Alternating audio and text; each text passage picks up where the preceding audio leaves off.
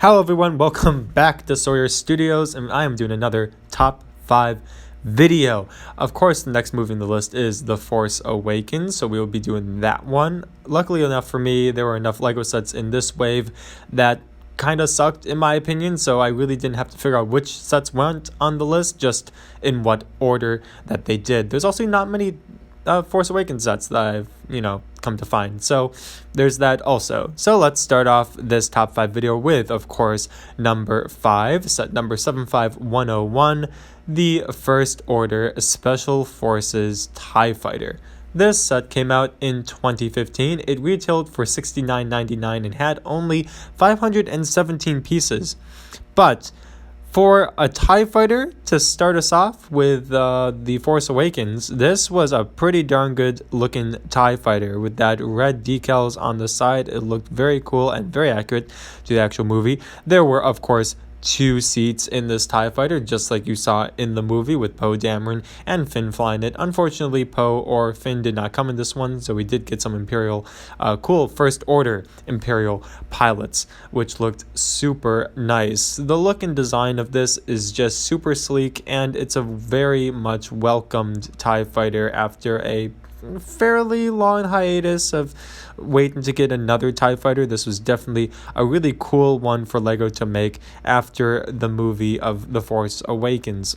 And of course, as I said, it just looks super clean. I love how the First Order has a lot of black and red going. It's very reminiscent, and it sort of is foreshadowing Kylo Ren's helmet, how it's going to be mainly black and with red, sort of like a Katsugi style going through it. So I like how the First Order vehicles, ships, some of the soldiers even had this sort of black with red accent to it. It looked very accurate to the actual TIE Fighter from the movie. Of course, LEGO can't get everything perfectly accurate, but it looks pretty darn close. It's definitely one of the best TIE Fighters, in my opinion, that LEGO has ever made. I do think that it does deserve number 5 place just because of that price and the piece count, but anyway, it's a great set.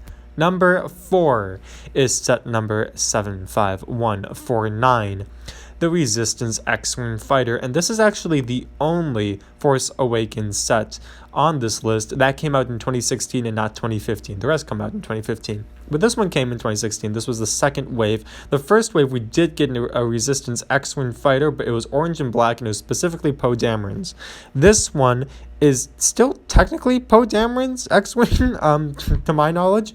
It was on that desert planet, and BB-8 was there, and of course you get like a little sort of like platform with a moisture farmer like machine thing that you can flip down and have flames come out of it because the First Order is attacking. It does come with a very cool flamethrower trooper, that old guy who I still don't know the name of, and LEGO and just Star Wars has failed to give him any importance in the later movies, so yeah, I don't know. He was an important guy. It does come with a funny fire extinguisher for Poe Dameron. I love the blue look better than the orange and black look, which is probably why this X-Wing made it on it and not the orange and black one, but it is a very nice design. You also have a nice place for BB-8 to fit in, and it looks super sleek, and yeah, it's one of the greatest Resistance X-Wings out there. Number 3 is 75099 Rey's Speeder. This might come to a surprise to you. It is a small set. This set, of course, comes out in 2015. It retailed for $19.99 US and had 193 pieces. So A, great piece count. B, this is such a compact build. It's so sweet and simple and like to the point. It's just great. I got this actually for as a Christmas gift, so I didn't buy this, but I'm happy that my friend got it for me because it is a really nice speeder. It is, and it comes with, it's a cheap way to get Rey, so a lot of kids are gonna get the set just to have a cheap way to get Rey. It's only $20, and you get one of those like weird inhabitants of Jakku that find scrap metal pieces in the desert. But as you can see, both sides open up in a very cool way. Actually, the engines turn and you can open both sides simultaneously. You get a small little crate you can put in there, a place to leave Rey's staff. Got some tools on the side, and it's just very accurate to what the movie is. And it's, as I said before, cheap way to get Rey, really nice simple build. I like the simplicity of the design. It just worked and it was very well priced. Here are some pictures I found online of sort of like, I guess, quote unquote UCS versions, or like way more detailed versions of Rey Speeder. I think they look super cool, so I just wanted to add 2 of them in here. This one actually has, someone made a plaque for it, but I love the net on the side, and yeah, I just wanted to add this in here to this video. Number 2 on the list is set number 75105, Millennium Falcon. This set, guess what, came out in 2015, retailed for $149.99, and had 1,329 pieces. This is a pretty good Millennium Falcon, and let me just say, the inside, the interior, is so darn spacious. It had so many cool features and some really awesome minifigures. You got some of those guys that were coming after Han and Chewie for some bad deals. You got old Han, you got old Chewie. I do believe this was the first that you could get them in. It also came with a BB-8, a Rey, and a Finn. Now, there are some really cool features to the set, as I said before. There are places for you to sleep. The hyperdrive, the engine room, has not looked more beautiful on a set, regardless of the, except the UCS one. That was pretty beautiful. But you had the space chess table and the chairs, and you had that seat that Han sits in the original trilogy, A New Hope, with the computer screen, some just amazing figures, and it was just an amazing playset. That is one of my favorite Millennium Falcons the LEGO has ever made. It was just, the interior was just so well done. I can't get over the fact that how well they did that interior. It was just absolutely 100% amazing. Also, who wouldn't want to buy like one of the fastest ships of the galaxy, and probably the most iconic ship of all of Star Wars? So this had to get on the top 5 list. It's an amazing set, decently priced, and great figures.